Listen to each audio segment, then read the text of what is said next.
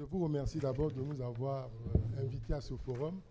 Et je parle ici effectivement au nom du ministre Bouya, ministre de l'Aménagement du territoire et de la délégation générale aux grands travaux au Congo. Effectivement, au Congo, depuis les événements que nous avons connus, les douloureux événements de 1997, à la sortie de ces événements, à partir de 2002, le Congo s'est mis dans un vaste programme de développement de ses infrastructures de base.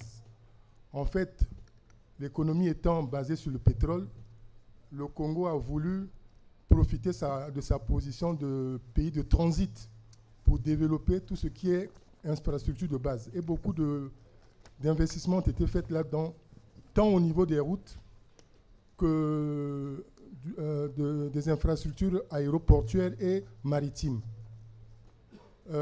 Et à ce moment-là, pour éviter d'asphyxier le budget de l'État, le président de la République a encouragé le gouvernement à travailler avec des partenaires, donc à développer, à encourager le développement des PPP.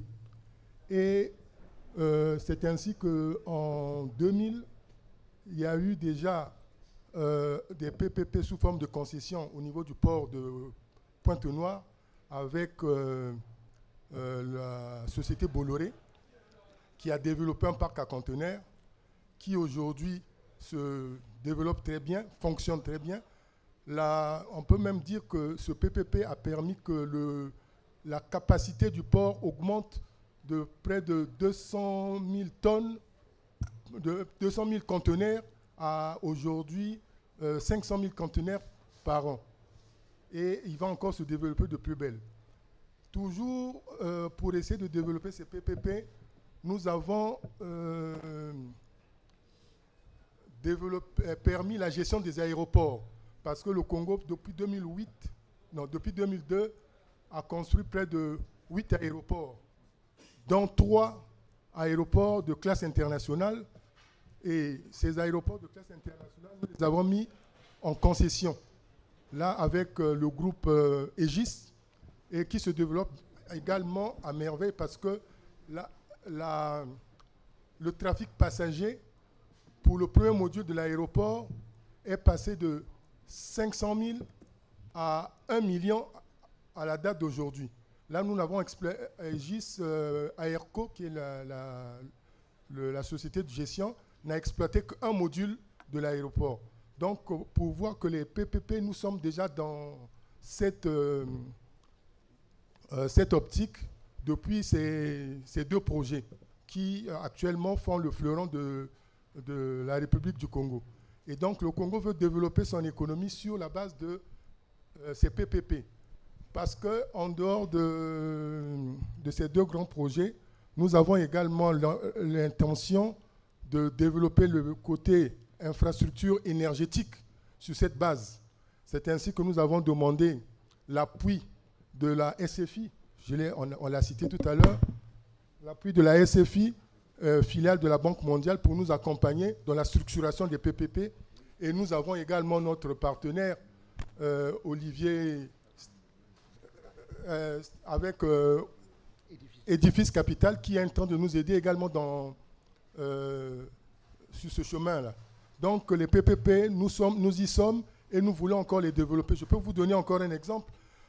Nous sommes en train de construire une dorsale routière qui part du port maritime de Pointe-Noire vers l'extrême nord du pays. Et là, les 162 premiers kilomètres sont déjà réalisés. Nous avons traversé le Mayombe. Nous avons eu beaucoup de problèmes avec la Banque mondiale qui ne nous encourageait pas dans cette voie.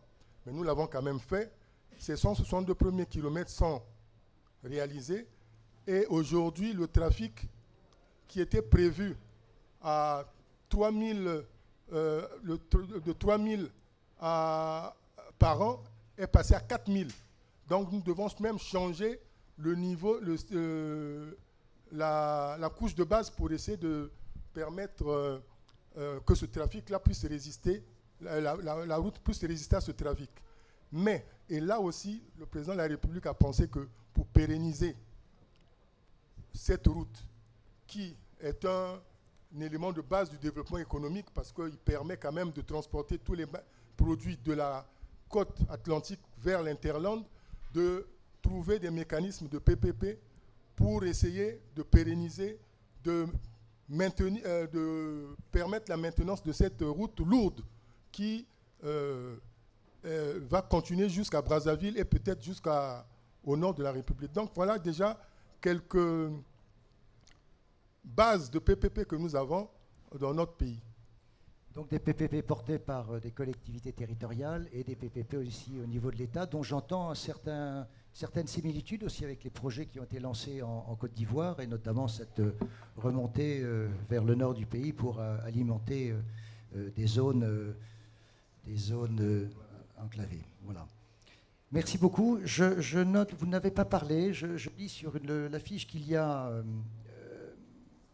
le plan national de développement, alors qui n'est pas un encadrement ou un accompagnement de la mise en place des PPP, mais ce programme de développement des infrastructures s'insère dans un cadre qui a été fixé par le président de la République pour les années 2012-2016, c'est ça? Exactement. Donc, tous les projets que j'ai cités ici rentrent bien dans le cadre du PND qui a été voté par le Parlement et que nous exécutons régulièrement.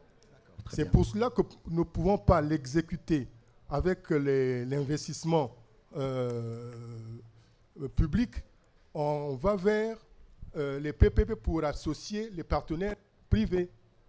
D'accord. Quels sont les partenaires privés français avec lesquels vous travaillez? Vous avez cité le groupe Bolloré, vous avez cité évidemment Edifice Capital.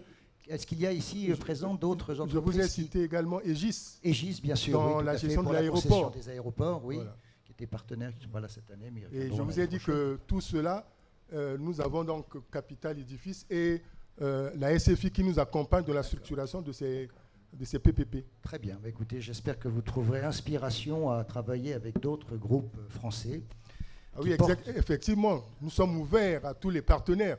Là, ce n'est qu'un premier pas que nous avons commencé. On n'a pas dit qu'on a fermé la boutique. Eh bien, monsieur le ministre, vous nous encouragez, Marc et moi-même, à conforter la dimension internationale de ces rencontres et à faire venir à Paris pour rencontrer le savoir-faire privé français qui est recherché. Nous avons cette chance qui fonctionne bien avec des grands groupes. Donc vous êtes le bienvenu.